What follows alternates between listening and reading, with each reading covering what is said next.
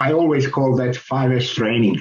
Yeah, so that's crucially is employees at all levels of an organization must receive adequate training in 5S for the system to be effective, including upper management, supervisor, maintenance staff, employees on the floor. In 5S, everyone is responsibility for doing their part or to maintain the system, and this occurs in workplace where people understand the thinking behind 5S, not just the steps and tasks they must perform.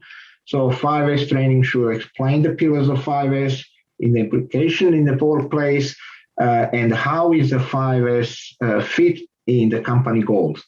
And again, it's very important for each role and each person will play in maintaining an effective 5S work. Very simple word, everyone getting involved.